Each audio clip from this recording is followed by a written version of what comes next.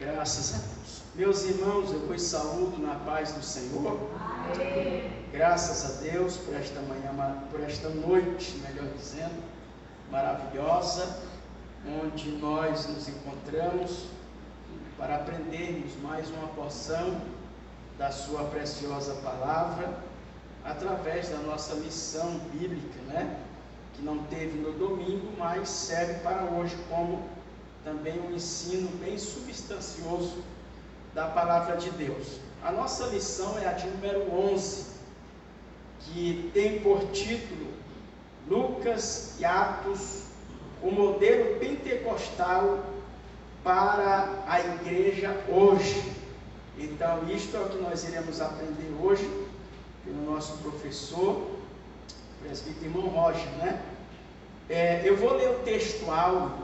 Algum dos irmãos ou das irmãs pode ler depois na sequência a verdade prática em alta voz, tá bom? Eu vou ler o textual, então alguém leia a verdade prática.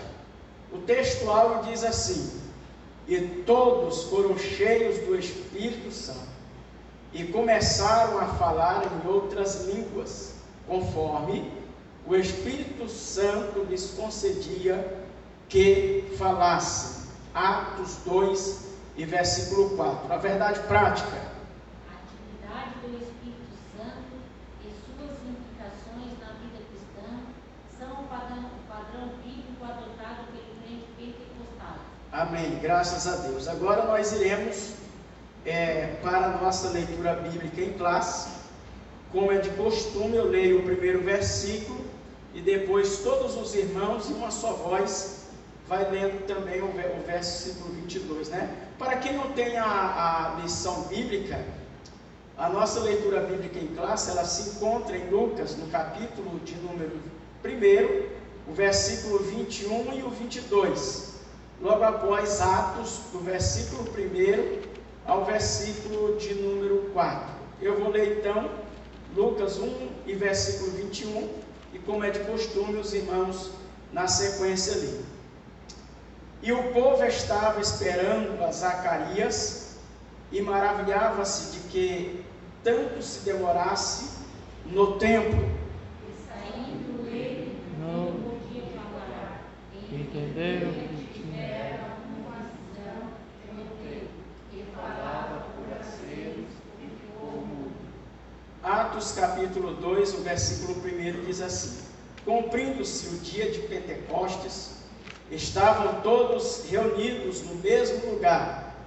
E de repente veio do céu um som como um vento veemente e impetuoso, encheu toda a casa em que estavam sentados. E foram vistas por eles línguas repartidas como que de fogo, as quais pousaram sobre cada um deles. E todos foram cheios do Espírito Santo e começaram a falar em outras línguas, conforme o Espírito Santo lhes concedia que falassem. Vamos ficar de pé, vamos fazer uma oração. Pai eterno e justo, Senhor, nós estamos agradecidos a Ti por este momento maravilhoso, onde estaremos aprendendo mais da Tua palavra. Usa o Teu servo com graça, com sabedoria, que a Tua palavra, como sempre, ela serve de alimento e vemos sair daqui alimentados pela Tua palavra. Abençoa o presbítero Rocha, que vai trazer esta lição maravilhosa. Que eu te peço a Tua bênção em o nome de Jesus, e todos digam amém e amém. Na continuação, então, o presbítero irmão Rocha. Amém, meus irmãos, a paz do Senhor. Irmãos, pode tomar o vosso assento, por gentileza. Nossa lição de hoje, lição na verdade de domingo, lição de número 11, lição de 11 de março de 2022.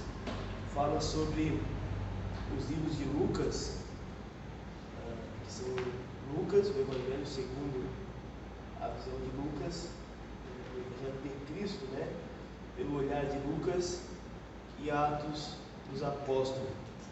E ele sendo um modelo pentecostal nos nossos dias de hoje. Antes de iniciarmos, cabe ressaltar aqui a questão leitura bíblica em classe, certo? A leitura bíblica em classe, ela tenta expressar, né, a ideia central do comentarista.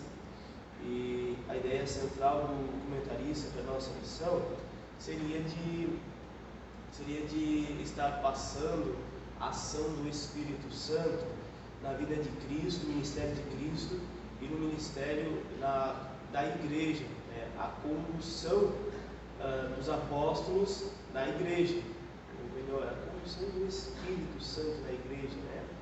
Então, aqui em Lucas capítulo 1, o texto aqui falado seria logo após o anjo ter conversado com Zacarias, pai de João Batista, né? Ele teria saído da presença do anjo, teria ficado mudo. Provavelmente houve um erro aqui de colocação e aqui o que seria de fato seria Lucas capítulo 3, verso 21 e 22, que fala sobre o batismo de Jesus Cristo e a ação do Espírito Santo naquele momento. Vamos só retornar ali, então, vamos falar aqui, deixar aqui claro que até para fixação dos irmãos, e como nós estamos numa escola hoje aqui, interessante sermos didáticos, que fala assim: e aconteceu que, como isso, capítulo 3 de Lucas, verso 21, e aconteceu que, como todo o povo se batizava, sendo batizado também Jesus, orando ele, o céu se abriu, o Espírito Santo desceu sobre ele em forma corpórea, como uma pomba, e ouviu-se uma voz do céu que dizia: Tu és meu filho amado, em ti me tenho comprazido. Então, para nós completar então a nossa leitura bíblica clássica. Meus irmãos, essa lição ela traz diversos assuntos em paralelo, né? Então, assim, vamos adentrar em alguns assuntos aqui, vamos explicar aquilo que é paralelo, que ela vem para fixar a compreensão dos irmãos. Nós vamos só dar uma passada e vamos se focar aqui no objetivo central da lição, tá certo? Então, os irmãos nos desculpem, porque o tempo é pequeno. Nós queremos falar então sobre o modelo pentecostal para os nossos dias de hoje. Nós somos assembleianos, nós nascemos com reavivamento, com o renovo espiritual que caiu sobre a humanidade. Lá na Rua Azusa, cerca de 1906, se não me falha a memória, foi dali que iniciou-se a chama assembleiana, certo? Nós somos pentecostais, nascemos do fogo, precisamos nos mantermos no fogo e talvez precisamos retornar para o fogo, então o fogo do Espírito, né? Que nós venhamos reacender essa chama nas nossas vidas. Pois bem, introdução. Aí nossa introdução fala assim: Lucas, Atos, são 2 volumes de autoria do médico amado. Os relatos são escritos a partir de premissas históricas e teológicas. Registram que a unção do Espírito que repousava em Jesus também foi concedida à igreja. Desde Pentecoste, o derramado do Espírito Santo permanece como modelo para a igreja de Cristo. Pois bem, então o autor do Evangelho de Lucas seria Lucas, certo? E Atos dos Apóstolos também. Ele tem um objetivo, então, nós podemos perceber logo no início, tanto de Lucas quanto de Atos, que ele faz esta carta para o seu amigo, ou talvez superior, Teófilo, né, que todos acreditam ser uma grande personalidade, né, na Grécia. Esse seria o intuito tanto de Lucas quanto de Atos dos Apóstolos. tanto do Evangelho segundo Lucas, quanto de Atos dos Apóstolos. Ele tenta ser o quanto mais preciso em tentar expressar, transmitir a ideia daquilo de novo que estava acontecendo em Israel. Estava acontecendo uma explosão em Israel, uma explosão de pensamento, uma explosão de uma filosofia nova, de uma ideia nova, e seria esse o Messias, que havia de vir, assim, pela cultura de Israel, aquilo que Israel estava esperando.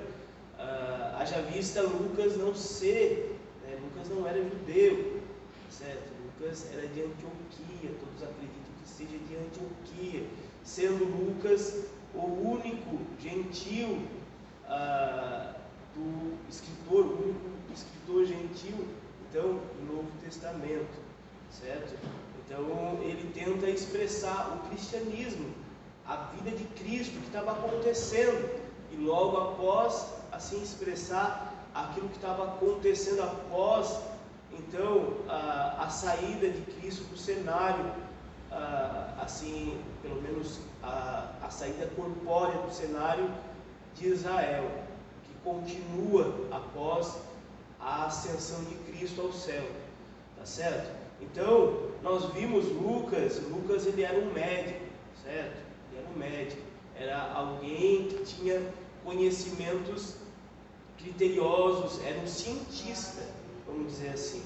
Então nós vamos ver um olhar diferenciado dos demais escritores de Lucas. Lucas, ele é detalhista, ele é cético, ou seja, ele não acredita em qualquer coisa. Lucas, ele começa a fazer até ali o capítulo 16, mais ou menos, de Lucas, ele não estava acompanhando diretamente, então ele fica procurando relatos e provas do que teria acontecido, e ele começa a se basear através dessas provas, ou seja, ele tinha que ter uma base para ele estar escrevendo, ele tinha que ter algo palpável para ele estar colocando, para ele estar escrevendo, para estar relatando. Esse era Lucas, e daí nós vamos ver os detalhes que ele fala no teor da sua, tanto do seu evangelho quanto do seu livro de Atos. Muito interessante, até para a compreensão, fixação dos irmãos quando está lendo, então, tanto o evangelho quanto o livro de Lucas. E aí nós vamos ver que o Espírito Santo ele é algo muito presente, muito mais presente que os demais evangelhos, muito presente então no evangelho de Lucas, segundo escreveu Lucas, e muito mais ainda lá em Atos dos Apóstolos, certo? Só que nós vimos o Espírito Santo, ele vem agindo desde lá de Gênesis, tá certo? O Espírito Santo, nós vimos ações dele na Bíblia desde Gênesis, só que até então, até o derramamento, a promessa lá de Joel, do profeta Joel, certo? Antes de assim ser cumprida ali em Atos, essa ação do Espírito Santo, ele era mais localizado, ou seja, em pessoas específicas, em situações específicas.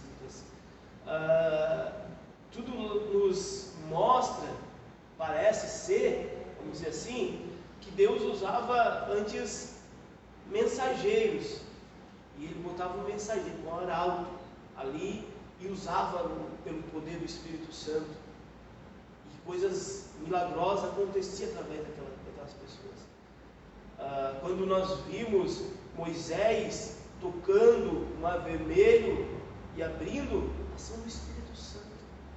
Quando nós vimos aquela força fora do comum de Sansão, o Espírito Santo sobre a vida dele, e tudo aconteceu, e assim por diante, toda a história da Bíblia.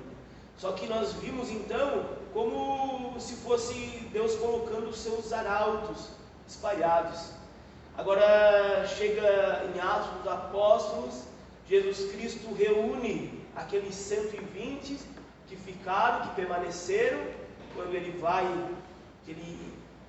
vai ao céu, e deles Jesus Cristo faz um exército que iria ser multiplicado por várias vezes, e esse exército é capacitado. Antes era arauto, hoje é uma igreja, hoje é um exército, hoje é um batalhão. Esses são tomados pelo Espírito Santo, capacitados pelo Espírito para estar fazendo a obra, fazer diferente, para estar levando o Evangelho, para que milagres, maravilhas sejam propagados. O Espírito Santo é algo presente em toda a Bíblia e deve ser algo presente em nossas vidas nos dias atuais. A igreja sem o Espírito Santo, ela não prossegue, ela não prospera, não há milagres, não há maravilhas, não há a nossa oração não é chegada ao céu, porque nós sabemos que é o Espírito Santo que leva. E aí, que nós venhamos buscar esse Espírito nas nossas vidas. Eu tento, sempre quando falo sobre o Espírito Santo e a questão da pentecostalidade, né, nós, pelo tempo, pelo nosso período de carreira, eu tenho certeza que muito menos que a grande maioria aqui, mas nós aprendemos algo da parte de Deus. Nós colocamos a nossa vida como um termômetro e nós ficamos avaliando esse termômetro costumamente. Nós ficamos avaliando esse termômetro, a situação que ele se encontra. Esse termômetro, o que seria? A nossa situação espiritual.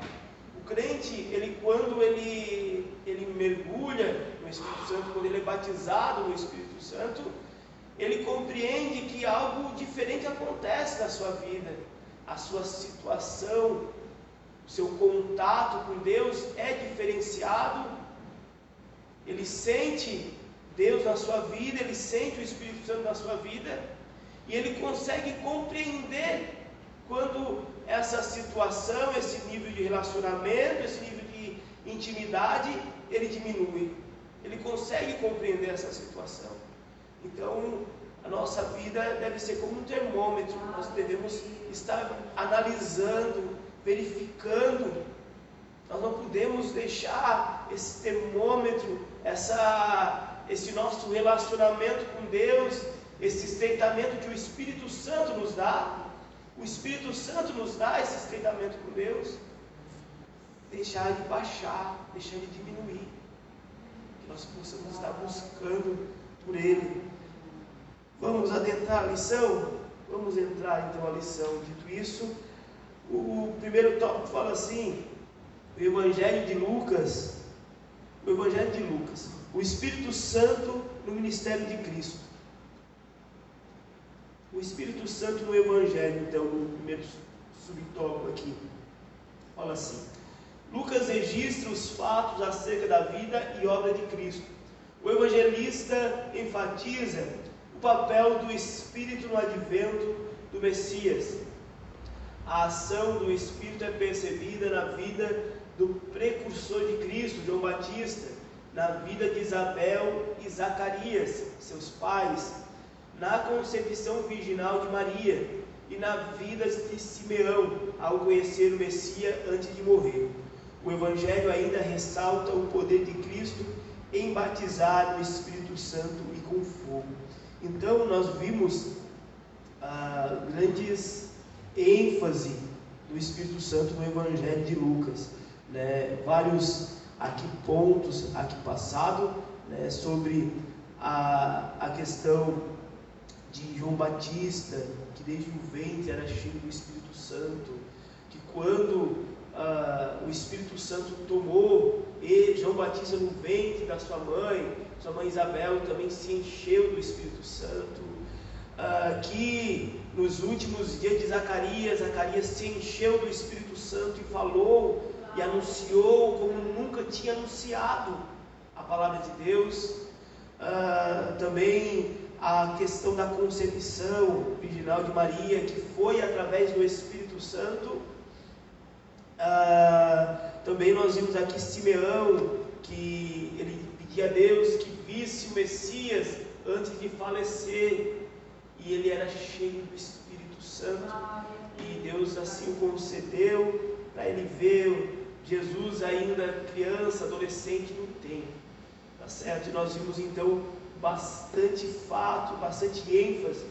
Mas como é que Lucas apresentava a Jesus Cristo? Nós sabemos que cada evangelho, né, ele apresenta Jesus Cristo de uma forma, apresenta Jesus Cristo de uma forma. O seu escritor tinha um público-alvo e assim uma ideia a ser passada, né? Claro que aí nós vimos cada um com o seu olhar e mostrando aquilo que se exaltava aos olhos, vamos dizer assim, aquilo que mais nos chamava a atenção, porém o enredo da história, ou seja, os fatos que aconteceram, todos eles são iguais, são próximos, né? Aquilo que às vezes um não tem, o outro complementa, fatos que ocorreram, que um não relata, o outro relata.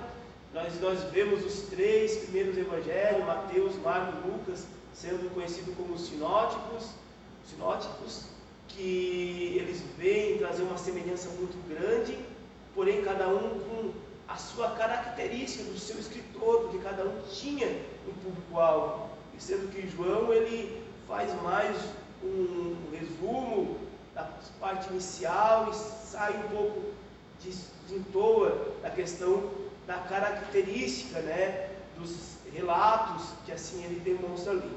Mas, voltando aqui para Lucas ele apresenta Jesus Cristo de uma forma diferenciada dos demais evangelhos. Nós vimos que Mateus ele apresenta Cristo como rei. Nós vimos que Marcos ele apresenta Cristo como servo, o servo, aquele que padece, mas ele serve, é o servo sofredor. Nós vimos João, o apóstolo João, apresentando a Cristo como Filho de Deus. Porém, Lucas, ele apresenta a Cristo como Filho do homem. Ele mostra Jesus Cristo como o homem perfeito, aquele que luta para vencer as aflições da carne, aquele que batalha para vencer aqui todas as aflições que o homem comum vem trazer, vem sofrer, vamos dizer assim. Filho do homem, para falar da sua natureza humana. Jesus Cristo foi 100% Deus, porém também 100% homem. E aí, nessa situação, nós vimos que Lucas tenta ressaltar então a questão de Jesus Cristo sendo homem, que todas as ações sobrenaturais que advinham do Cristo vinham através do Espírito Santo que era sobre a sua vida. O Espírito Santo estava presente assim na vida, na trajetória de Cristo sobre... Está escutando aí, Giovanni? Escuta aí bem? Amém. Melhorou, né? Estou sem o zunido ali, estou com a voz um pouquinho ruim, mas vai. Então, Lucas ele apresenta Cristo como Filho do homem e mostra que o Espírito Santo bem presente no ministério de Cristo. Todas as questões que envolvia o sobrenatural, que rodeava, que cercava Cristo, o Espírito Santo bem presente. Desde a concepção então do Messias, nós vimos o Espírito Santo lá presente. Olha só. E aí nós vimos o Jesus Cristo, ele como modelo perfeito para todos nós. Jesus Cristo, Ele veio para nos trazer as boas novas do Evangelho, nos trazer esse Evangelho de forma que nós viéssemos a compreender a palavra de Deus através da lei. Já tinha vindo, o homem tinha tornado muita coisa em dogmas, em mecanismo, e agora vem Cristo desmecanizar isso. Cristo vem trazer umas boas novas de salvação, vem trazer questões que saem fora da superficialidade, mas sim algo que se inicia de dentro para fora. O Evangelho que vem trazer mudança sobre a vida das pessoas. Além disso, ele vem para ser o Cristo, o Cordeiro que viria pagar os nossos pecados, mas também ele vem para ser um modelo a ser seguido. Jesus Cristo vem para ser o nosso modelo, e ele é o nosso modelo de vida cristã. Nós falamos que a Bíblia é nosso manual, e Cristo é o modelo central. E assim como Cristo foi o modelo, é o nosso modelo, e a vida dele foi basilada pelas ações do Espírito, a nossa vida também deve ser. Nós devemos também buscar a ação do Espírito sobre nossas vidas, e buscar tudo aquilo que o Espírito Santo vem e pode nos proporcionar, que nós vamos ver aqui no decorrer. Jesus Cristo é o nosso modelo. Jesus Cristo é o nosso modelo. Que você venha buscar o Espírito Santo para a sua vida. Que você venha dar liberdade para o Espírito Santo trabalhar na sua vida. Você venha buscar o batismo no Espírito Santo para a sua vida. Que você venha deixar o Espírito Santo ter mais lugar, mais espaço, tanto na sua vida, quanto no seu lar, quanto na sua família. Ei, deixa Ele fazer morada de verdade. Deixa Ele fazer morada de verdade na sua vida, na sua família, na sua casa. Daí você vai ver a mudança de verdade. Vamos prosseguir? O Espírito Santo, então, e o batismo de Cristo. Ao descrever o batismo de Jesus no Jordão, Lucas informa que, estando o Senhor orando, o céu se abriu, o Espírito Santo desceu sobre ele em forma de pomba, e uma voz do céu dizia: Tu és o meu Filho amado. O evento da descida do Espírito e a voz que identificava como Filho de Deus tinha como propósito marcar o início do ministério público de Jesus. Também serviram como sinal para João Batista confirmar que Jesus era o Cristo. Pois bem, aí nós vimos aqui inicialmente a questão do batismo de Cristo, né? Para a questão de efeito, Jesus Cristo precisava ser batizado.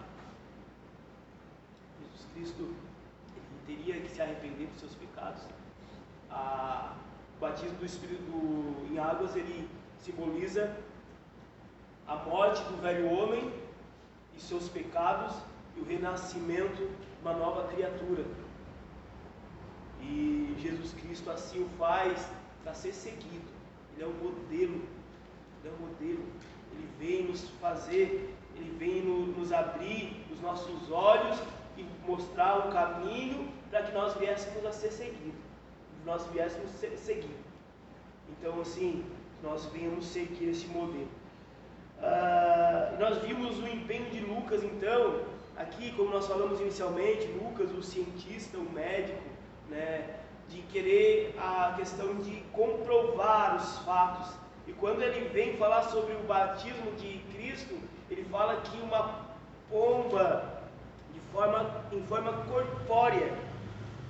corpórea desce sobre o ombro de Cristo. E aí nós vamos entender que ele queria falar assim, era uma pomba de cor material, era algo, não era uma ilusão, não era uma miragem, não era uma alucinação que estava acontecendo ali, mas sim, de fato, o Espírito Santo se materializou numa pomba e veio, desceu, e é algo que aconteceu de fato. Isso que foi testificado para mim. Assim ele falava, assim João testificou, e assim aqueles que estavam junto ali testificaram. E aí nós vimos, né, até a questão, mais uma base aí da Bíblia que vem nos mostrar a veracidade daquilo que aconteceu. O cientista trazendo que Cristo, pela sua forma de pensar, pela forma científica. Vamos lá? Então, o batismo de Cristo, ele marca o início do seu ministério. O Espírito Santo vem sobre Jesus Cristo. E aí, depois que o Espírito Santo descer, Jesus Cristo for batizado, termina-se aquele evento ali, Lucas vem falar que Jesus Cristo ficou cheio do Espírito. Jesus Cristo ficou cheio do Espírito Santo. Aquele advento marcou o início do ministério de Jesus Cristo.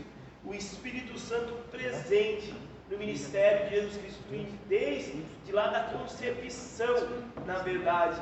E agora ele mostra algo público, né? Algo público, algo aos olhos de todos aqueles que estavam ali presentes.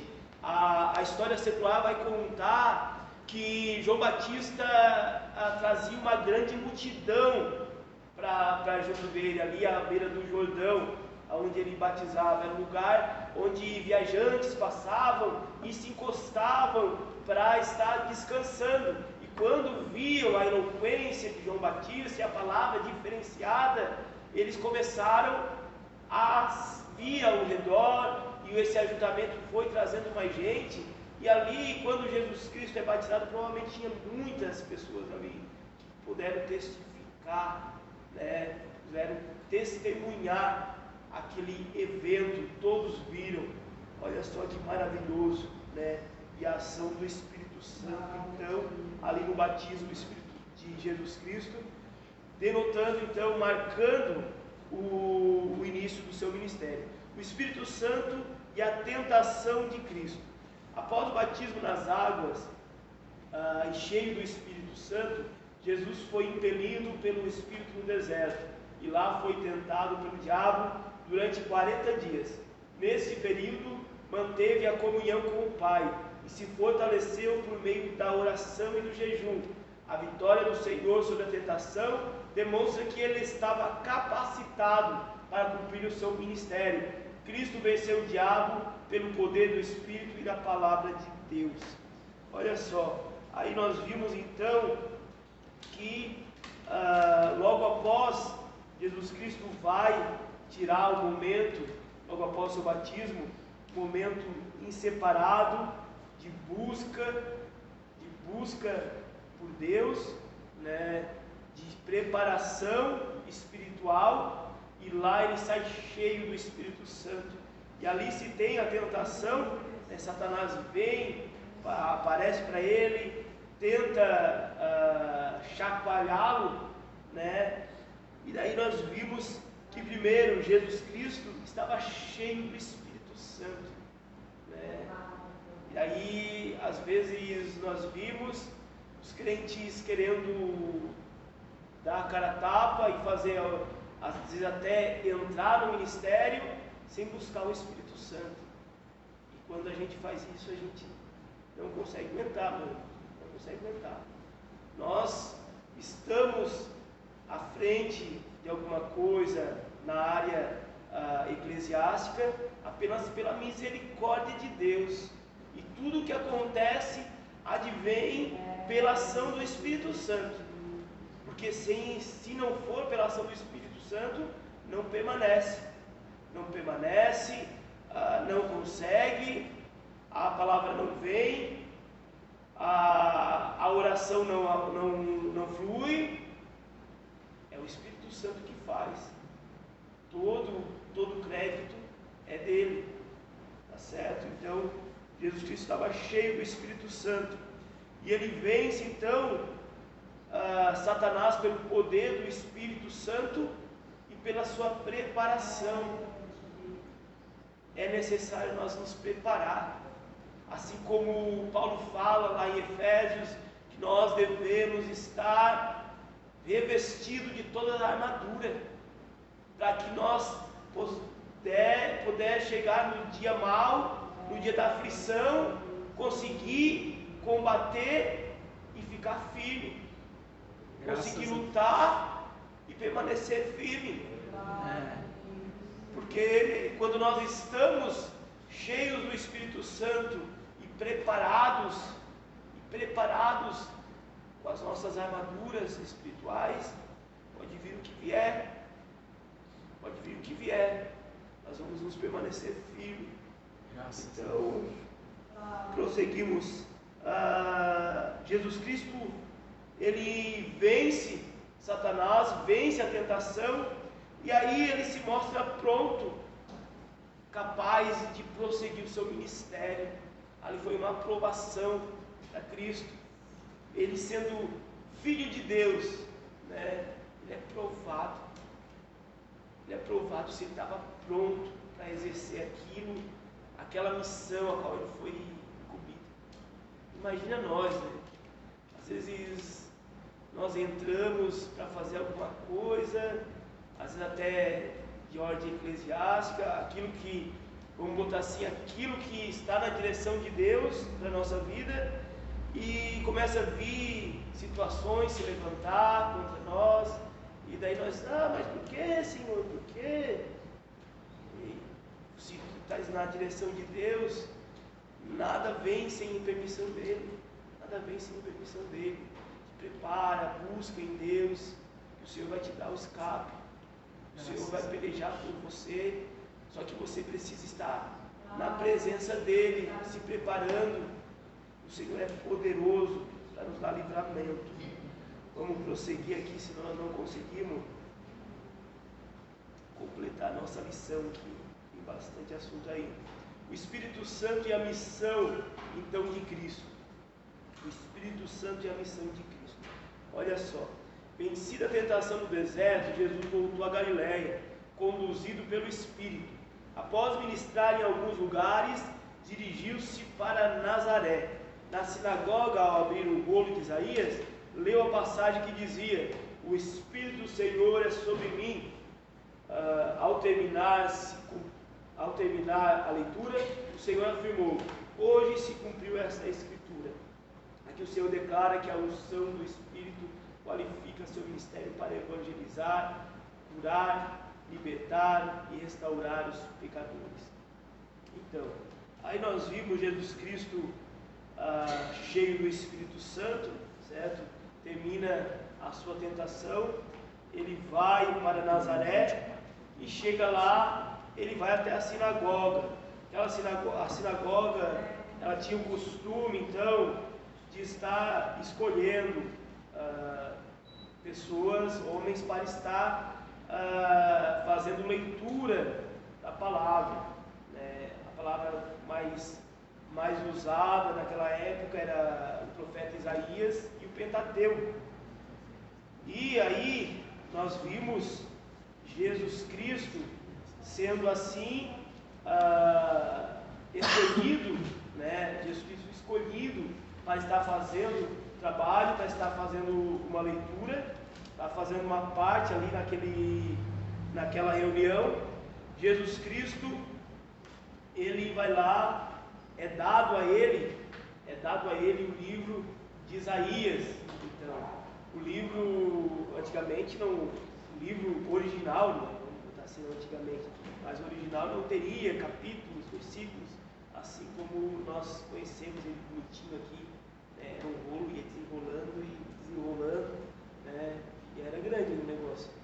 E assim, eles entregam então para Jesus, e Jesus vai lá e acha, né? Não era fácil achar um texto naquele rolo ali enorme, e Jesus Cristo acha, e o texto fica então, Isaías 61, 1 e 2, que fala assim: o Espírito do Senhor está sobre mim, porque o Senhor me ungiu para pregar boas novas aos mansos, enviou-me a restaurar os contritos de coração, a proclamar liberdade aos cativos e abertura de prisão aos presos, a pregoar o ano aceitável do Senhor e o dia da vingança do nosso Deus, a consolar a todos os tristes. Jesus Cristo aí, ele volta da sua aprovação e começa a propagar o seu evangelho, o seu ministério, a sua carreira de apregoamento da palavra, de boas novas, então, e ele lê essa passagem, se colocando nessa situação, falando que ele estava com o Espírito Santo sobre sua vida e agora estava apto a estar apregoando a palavra de boas novas e o ano aceitável do Senhor, o próprio Jesus Cristo, então, ali marcando, mostrando a presença do Espírito Santo no seu ministério, tá certo? Então, nós vimos aqui sobre o Espírito Santo no ministério de Cristo.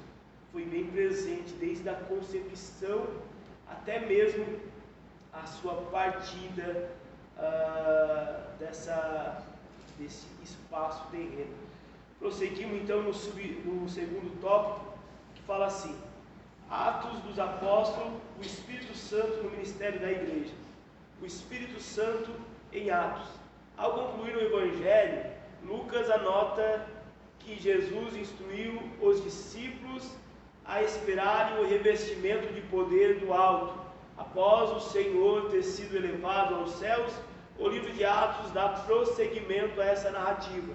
O autor ratifica que o derramamento do Espírito era a capacitação necessária para a evangelização dos povos. Relata que cerca de 120 discípulos voltaram a Jerusalém em oração, aguardaram o revestimento de poder. Portanto, Atos registra a ação do Espírito da inauguração histórica da igreja como agência de Cristo. Trata-se da continuação da obra de Jesus por meio dos discípulos capacitados pelo Espírito Santo. Então, aí nós vimos agora o Espírito Santo em Atos do Apóstolo. Há quem o diga que não seria de fato Atos do Apóstolo, mas Atos do Espírito Santo, né? Porque nós vamos ver uma ação muito grande do Espírito Santo dentro da igreja, a igreja de Cristo, a primeira igreja de Cristo, né? Atos dos Apóstolos vem falar sobre o crescimento desde o início, né, da inauguração da igreja, de fato, até lá quando a diáspora, quando chega no seu estágio já que está bem espalhado, né? Então, nós vimos Atos dos Apóstolos sendo um registro dos atos do Espírito Santo na igreja. E nós vimos então que Lucas, ele termina o Evangelho segundo Lucas, falando as recomendações de Cristo acerca do Espírito Santo, para que o povo permanecesse em Jerusalém, até que do alto fosse revestido, e que mostrando também que o povo tinha cumprido, tinha voltado, tinha permanecido em Jerusalém, tinha ficado em oração, esperando a volta do Cristo. Atos dos Apóstolos inicia-se ratificando a promessa, né, que Cristo teria ascendido ao céu e teria deixado a promessa de que iria derramar o seu Espírito sobre toda a carne, fazer cumprir a profecia de Joel, falava sobre o derramamento do Espírito sobre toda a carne e os prodígios assim que o Espírito Santo faria através desse derramamento. E aí nós vimos então que o livro dos Atos, ele se dedica então a estar explanando essa ação do Espírito Santo sobre a igreja.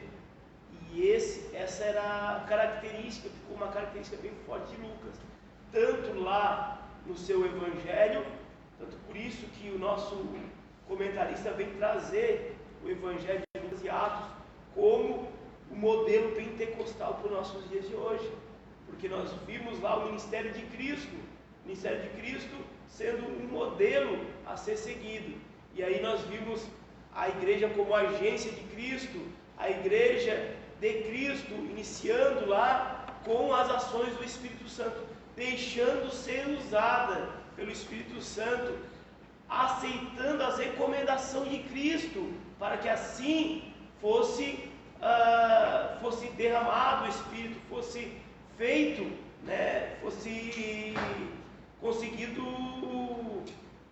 prosseguir esse derramamento e a ação do Espírito Santo fosse atingido, né, a obra de Deus como se deveria. Vamos lá, vamos prosseguir, que o relógio é o nosso adversário. Vamos lá. A promessa cumprida no Pentecostes. A promessa cumprida no Pentecostes. Pode ter as 10, né, pastor? O batismo do Espírito Santo remonta à profecia de Joel. Cristo a ratificou como sendo a promessa do Pai. O cumprimento se deu no dia de Pentecostes. Os discípulos foram cheios do Espírito Santo e falaram em outras línguas. Sinais sobrenaturais marcaram o advento do Espírito Santo. O som como de um vento, as línguas como que de fogo. Desses fenômenos, somente o falar em línguas se repetiria nos demais registros de Atos. Deste modo, a partir do Pentecoste, os discípulos começaram a pregar pelo poder do Espírito. Muitas maravilhas e sinais eram operados e as almas eram alcançadas. Olha só. No Atos 2, no capítulo 2, então cumprida a promessa do derramamento do Espírito Santo. É algo diferenciado que nós não vimos mais nos dias de hoje alguns sinais. Nós vimos ali que na situação em específico, nós vimos que o línguas como de fogo, o som como de um vento, né? Isso foi um sinal da descida, foi um marco do Espírito Santo, do derramamento do Espírito Santo, tá certo? Então assim, ali foi um marco, só que o que ficou-se, né, que houve-se o registro posterior, foi o de línguas, de falar em outras línguas. Então ficou-se como o registro, o que prosseguiu, né, como marca do Espírito Santo. Claro que através do batismo do Espírito Santo, não só o falar em outras línguas, mas os sinais que o próprio Cristo falou, que seguiriam aqueles que anunciariam o Evangelho, né? Maravilhas, milagres, curas, através do Espírito Santo. É através do Espírito Santo que nós podemos ver o agir de Deus nas nossas vidas. É através do Espírito Santo que nós viemos buscar esse Espírito para as nossas vidas. Amém. Então, aí nós vimos no advento do Pentecoste, em específico, o cumprimento dessa promessa, dessa profecia, como nós falamos aqui lá de Joel. Vamos prosseguir aqui, nós conseguimos chegar até o último tópico, a expansão da igreja primitiva, então. O poder do Espírito capacitou os crentes para o serviço cristão. Já no primeiro sermão, Pedro anunciou Cristo com intrepidez e quase 3 mil almas se converteram. Após a cura do coxo à porta do templo e a ministração da palavra, quase 5.000 se renderam ao Senhor. Felipe, na virtude do Espírito, pregou em Samaria e vidas foram salvas. Cornélio e sua casa receberam o Evangelho pelo mover do Espírito. Paulo, cheio do Espírito, alvoroçou o mundo e milhares de almas foram salvas e curadas pela pregação do Evangelho. Esses relatos demonstram a ação do Espírito Santo na propagação do reino de Deus. Esse é o Espírito Santo que nós conhecemos. Esse é o Espírito Santo que tem poder para fazer também nos nossos dias de hoje. É o mesmo Espírito, tem o mesmo poder, continua sendo o mesmo Deus, e tem o poder para fazer isso através das nossas vidas. Nós, como instrumento dele, nós precisamos nos dispor a ser instrumento, nós precisamos nos colocar como instrumento. Pois bem, nós vimos então, através do batismo no Espírito Santo, do derramamento no Espírito Santo, uma expansão gigantesca do Evangelho e da conversão.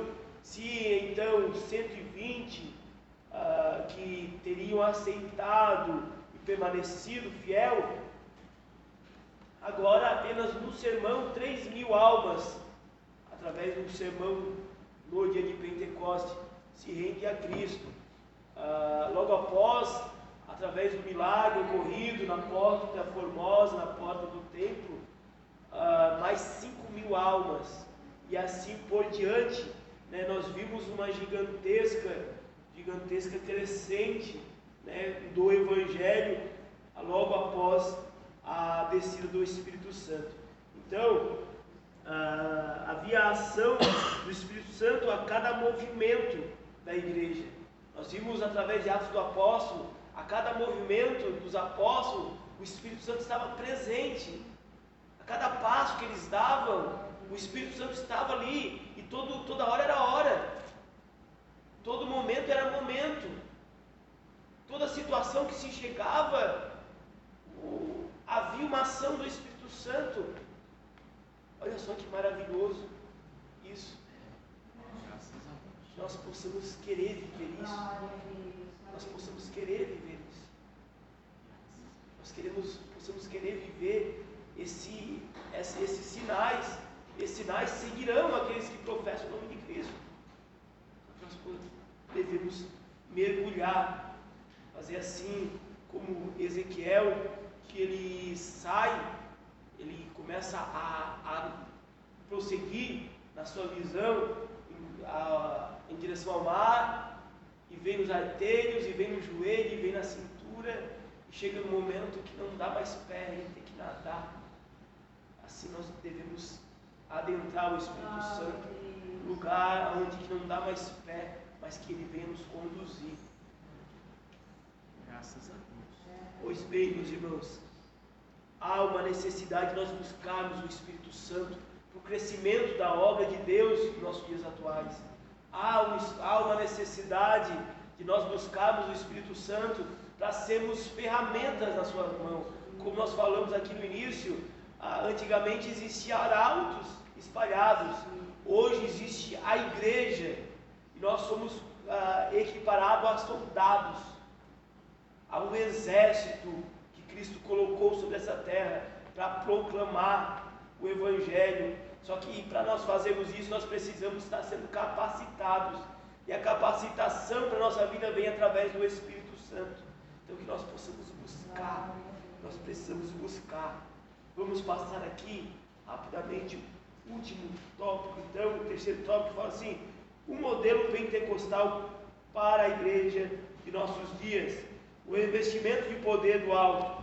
Pedro ensina que essa promessa está em vigor para todos os salvos, em todas as épocas. A experiência pode ocorrer junto ou após a regeneração. Ressalta-se que no Pentecoste os discípulos já tinham o Espírito Santo. Todo salvo em Jesus recebe o Espírito Santo na conversão. Porém, o batismo no Espírito Santo é algo distinto do novo nascimento.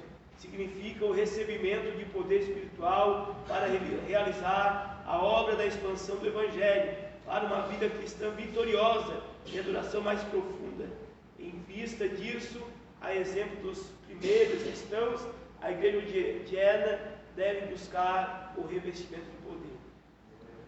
São assuntos muito profundos, né, que a lição aqui aborda, mas não temos esse tempo para estar passando. Mas os irmãos compreenderem que já compreendem, né, para relembrarem O Espírito Santo tem duas formas de ação nas nossas vidas.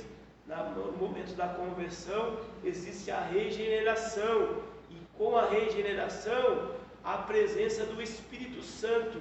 O Espírito Santo nos moldes do Consolador, o amigo, o ajudador, aquele que está presente. Porém, há necessidade do revestimento espiritual para que nós possamos ser capacitados para fazer a obra, para estar sendo usados na mão de Deus de fato.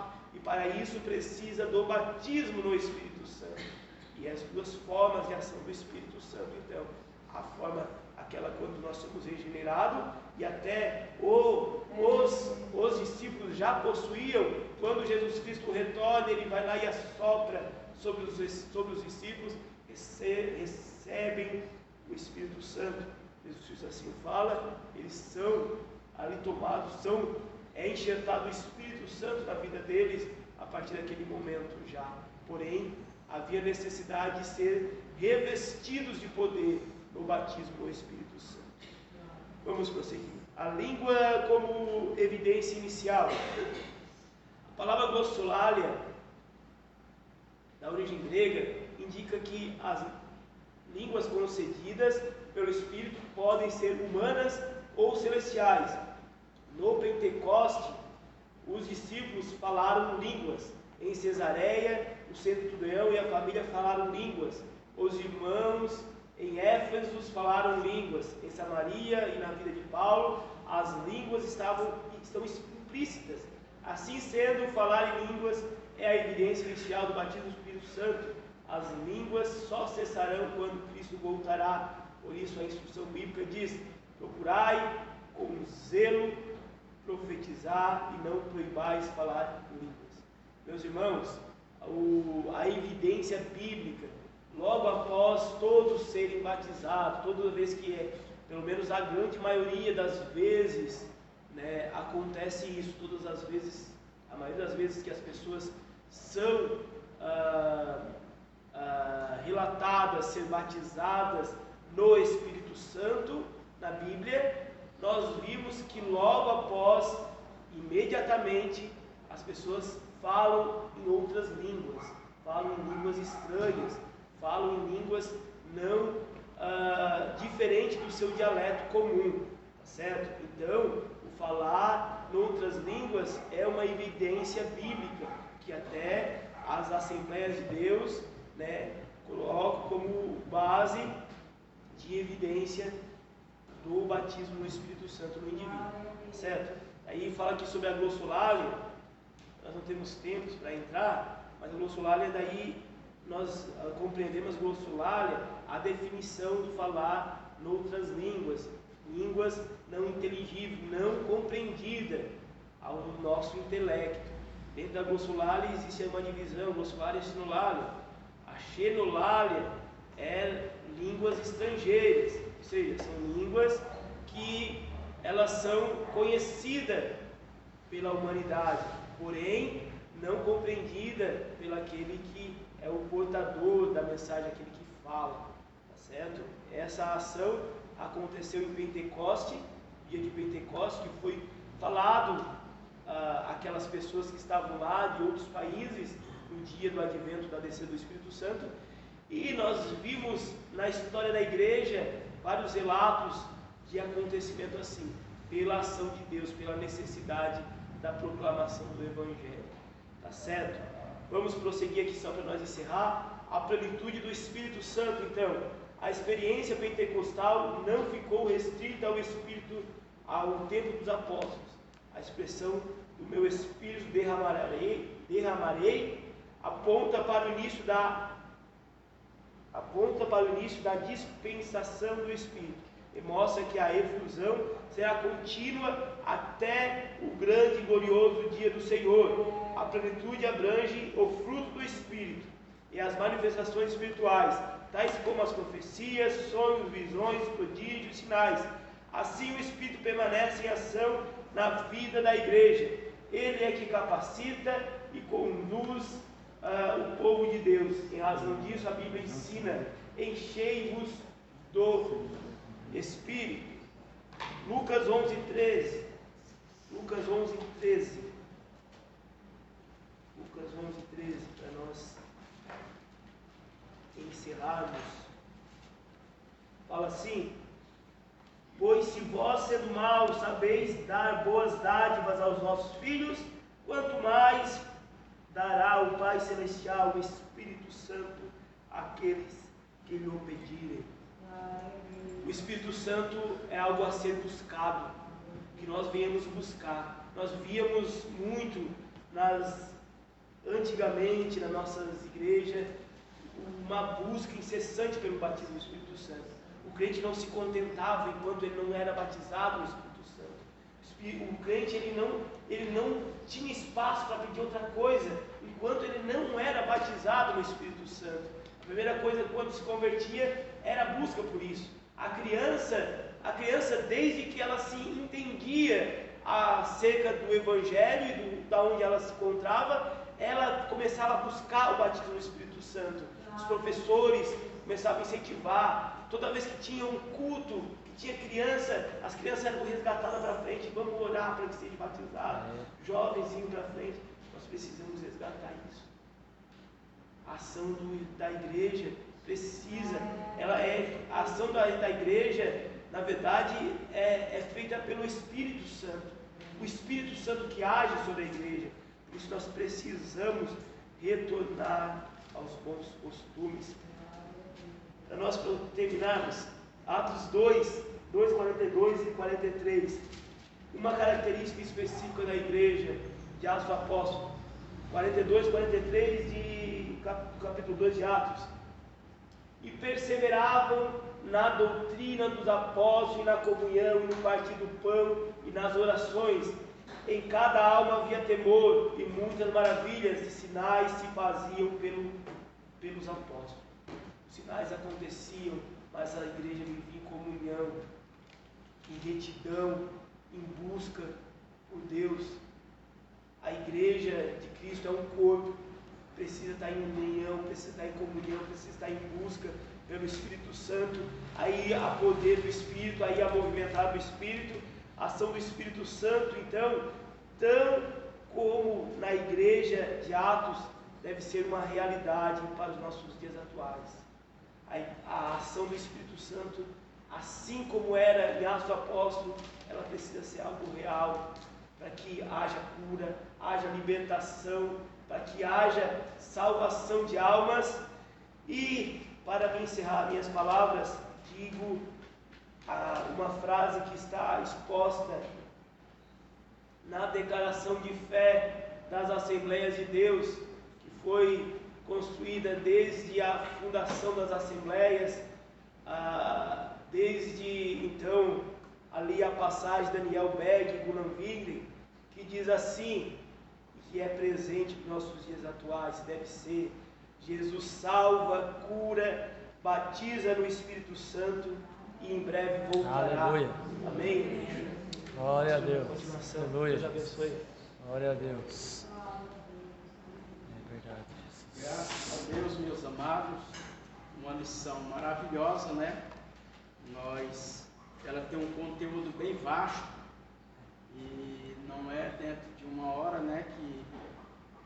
Aqui é um resumo, mas a gente que nem o presbítero Roger, é que nem eu. Às vezes a gente chega, a gente vai olhando, vai para ainda trazer um conteúdo, mas uma lição muito boa. Só temos que agradecer a Deus.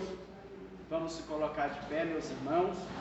O Espírito Santo de Deus, meus irmãos, aqui na nossa lição, ele ainda continua atuante, como foi dito, e alguns ainda apregoam, dizendo que foi só para o dia dos apóstolos. Não. O texto do capítulo 2, versículo 39, ele vai dizer que ele é para nós, para os nossos filhos, para todos os que estão longe e a todos quantos o Senhor nosso Deus chamar. Amém, meus amados? Então ele continua agindo da sua forma maravilhosa. Meus amados, quinta-feira, o nosso maravilhoso culto da vitória, o presbítero irmão Rogério, ali da Barranca, vai estar pregando uma poderosa mensagem de Deus. e o presbítero irmão Jonas, o diácono irmão Jonas, da unidade Finéia, vai estar louvando e vai ser uma bênção de Deus. Amém, meus amados? Vamos então orar, agradecendo a Deus. Pai querido e justo, nós só temos, Senhor, a Te agradecer pela vida dos Teus filhos que vieram, por esta lição maravilhosa que ouvimos nesta noite. Abençoa, dá graça na continuação desta semana. É o que eu te peço, Senhor, no nome santo de Jesus. Guarda, protege, livra, para o louvor do Teu nome, que pedimos a Tua bênção no nome santo de Jesus. E a igreja diga amém. Amém. Cada crente, mais um crente. Uruçanguinha é do Senhor Jesus. E se Jesus não voltar, nós voltaremos. Deus abençoe a todos. Até quinta-feira, querendo Deus, em nome de Jesus.